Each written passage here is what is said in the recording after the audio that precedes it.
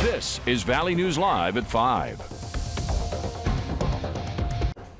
Good evening and happy Friday, everyone. More and more homes are being burglarized in South Fargo.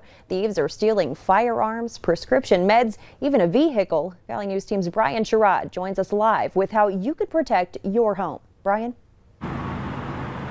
Well, good afternoon, Stacy. Right now, I'm actually here in the south side of Fargo, and what I can tell you, out of the 5 you just mentioned, 4 of them happened when homeowners weren't even home because they were gone for a few days. But right now, Fargo police says they're not sure if the same person has been doing this to all these homes, but they do want to put out some tips so that you don't have to worry about that happening to your own household. Now, to let you know, the Fargo Police Department says there are several ways to protect your homes from intruders. The first way is to ensure the exterior doors of your home are secured. Always ensure exterior lighting is working properly and turned on during hours of darkness. Ensure alarm systems are working properly and engaged when you are and are not home. Authorities say you should get a safe in the event someone gets by your other home security strategies. Lastly, make sure your home looks like it's lived in while you're away. Maybe have a neighbor park their vehicle here and there in your driveway if that's possible. So maybe your neighbor has a child that has a vehicle that's parked outside. Well, maybe that vehicle can park in your driveway instead of on the streets. Exterior lighting, motion activated lights and exterior lights that are on a timer. Make sure that they're on, because the more lit up your property is, there's less hiding and lurking that people can do. The Fargo Police Department also says to go to the Free My Property website that the city has, because if your stuff happens to get stolen, it's registered and identified to you, so it makes it easier for them to get back your stolen property or at least recover it. Brian Sherrod, Valley News Live. Thanks, Brian. And that online program that Brian just mentioned allows you to enter specific information about your items like serial numbers, and you can upload pictures. You can find the link attached to this story on our VNL News app. Tonight in Grand Forks County, a man is in jail after he allegedly stole from a business. Grand Forks County deputies responded to a report of a large toolbox in the middle of Highway 18 by True North Equipment. When deputies arrived, they discovered several items had been taken from the store. They arrested 21-year-old Matthew Kuznia for felony burglary and possession of stolen property. Deputies are still investigating. Let's get a first look at our weather now with Chief Meteorologist Hutch Johnson. Hutch? Well, to say it was cold this morning, Stacy, an understatement, and we did hit that, 60-degree wind chill this morning, below zero in Langdon. It's been cold there for several days. Northern portions of the valley and the Devil's Lake Basin and northwest Minnesota, the coldest this morning. Wind chill warnings continue, and again for Fargo, Wahpeton, Breckenridge, down through Sisseton. Our southeasternmost counties, including you folks in the Battle Lake area, are under a wind chill advisory. Wind chills already in the 30s below zero for many, and air temperatures are on their way down as we speak to the teens below. By bedtime, we'll be close to 20 below already in Fargo, and in Grand Forks, 20s below likely by bedtime tonight. So it's going to be a brutally cold weekend, but we do have a little bit of daylight in the forecast, and we'll talk about some milder weather. I won't go so far as to say hot, but milder weather on the way. Details in a few moments. Pretty much anything's better than this, Hutch. I agree. So much. We can only go down from here. So yeah. A North Dakota grand jury has indicted a Michigan man on drug charges after the seizure of deadly fentanyl with a street value of $160,000. U.S. Attorney Drew Wrigley says 28-year-old Barry Brown Jr. faces multiple drug charges. The indictment says police served a search warrant at Brown's Bismarck hotel room last month and found approximately 2,000 pills that were designed to look like oxycodone but contained fentanyl. Agents also seized $66,000 in cash. Wrigley says Brown is one of many targeting Native American communities. Former Minneapolis police officer Derek Chauvin was prepared to plead guilty to third-degree murder in George Floyd's death before then U.S. Attorney General William Barr personally blocked the plea deal last year. Two law enforcement officials with direct knowledge of the talks say the deal would have averted any potential federal charges, including a civil rights offense. It was part of an effort to quickly resolve the case to avoid more protests after riots damaged a swath of South Minneapolis. The officials say Barr rejected the deal in part because he felt the investigation into Floyd's death was still in its relative infancy. Dr. Anthony Fauci, the country's top infectious disease expert, predicted April would be open season for COVID-19 vaccines, meaning anyone who wants one will likely be able to get one. We checked in with our local hospitals and health departments and asked about that timeline. Sanford says they have the manpower to meet the April goal, but for now, there aren't enough doses.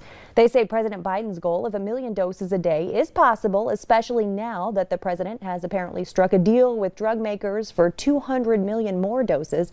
Sanford says they will reach out directly to patients when it's their turn, so make sure you're monitoring your email and voicemail for messages from the hospital. Vaccinations are ramping up in Grand Forks. Grand Forks Public Health says they're getting around 800 to 1,000 doses a week. They just expanded the vaccine offerings to anyone 65 and older, regardless of whether they have any underlying health conditions. They echoed Sanford's concerns about vaccine allocations, but they think it's possible to start giving the shots to the general public in April if they can get more.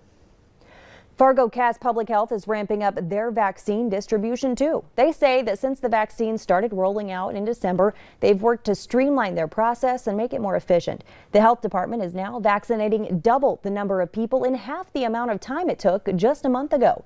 They're reminding everyone who signed up for their wait list to check their email and messages from the health department and to make sure not to share online registration links with other people. This slows down the system. In Minnesota, Clay County Public Health says they're still working on vaccinating people in Phase 1A. The department says they're frustrated with the amount of doses they've been given. They called Fauci's April goal aggressive, but said it could be possible if they get more doses from the federal government. There's a lot going on regarding COVID vaccines, and staying on top of the latest information is easy. Just have the VNL vaccine tracker handy. To check it out, visit our website or open your phone's camera and point it at the QR code on your screen, then tap the link that pops up. A call to action for a family that's been there to help other people in their time of need. Logan Schonert is a Grand Forks fire captain, and his wife Melinda is a nurse who recently traveled to New York City to help during the peak of COVID-19. Now they need support. Their son Kaiser suffered a serious head injury while horseback riding last month. He had emergency brain surgery at Sanford Children's Hospital in Fargo and is beginning to regain some control of movement throughout his body, but he has an unpredictable road ahead. Logan and Melinda have relocated to Fargo now to be by their son's side, and they'll likely have to move again for his rehab. Friends have set up a GoFundMe account called Caring for Kaiser to help the Schonerts with medical and living expenses. They ask and you delivered. The community really came through for Giving Hearts Day yesterday, helping hundreds of nonprofits who rely mostly on donations. Nearly $22 million was raised. That shatters last year's amount by more than $2 million. Even COVID-19 can't cancel a Mardi Gras tradition. It just looks different this year, like most things. We're talking about the annual greasing of the poles, reimagined this year as a virtual event, with 4 people greasing the Royal Sonesta's support poles, meant to prevent Mardi Gras revelers from sliding up to the hotel's balcony space overlooking Bourbon Street, denying them a bird's eye view of the parades. The president of the Tokyo Olympic Organizing Committee has resigned after sexist comments made last week. The resignation comes a little more than 5 months before the postponed Olympics are to open in the middle of a pandemic. NBC's Matt Bradley reports. As if the Olympics didn't have enough problems already facing down a global pandemic. Now, Yoshiro Mori, he's the president of the organizing committee of the Tokyo 2020 Olympics. He just stepped down today after facing more than a week of harsh criticism because of his statements that were considered to be sexist against women. Now, this is something that the Olympic Committee and many Japanese politicians agreed with, that he needs to step down. The Olympic Committee said that his comments were very inappropriate. Mori had said that women speak too much and have a sense of rivalry. Now, these were, widely panned by people throughout the world, but it's unclear exactly who is going to be stepping into his place. There's someone else, another Olympic official, who is also an older middle-aged man. Now, this is also going to be causing a lot of problems among Japanese who say that it's time for some new blood in the upper echelons of the Olympic Organizing Committee and the athletic community in Japan. So, this is also heaping onto other problems. As I mentioned earlier, that pandemic that, of course, has already delayed the Olympics. We're still calling it Tokyo 2020, even though the Olympics didn't happen in 2020. And 2021 is looking pretty rough as well. Having a new president of the organizing committee won't help things at all. Matt Bradley, NBC News, London. Coming up, a popular soft drink company is going green. We'll tell you the changes you can expect to see. For most of the area, temperatures remained below zero all day except for Sisseton. Congratulations, you made it to zero. the hot spot in the area. The Arctic outbreak continues. A brutal weekend ahead. I'll have hour-by-hour details, and we'll talk about some light at the end of the tunnel right after this.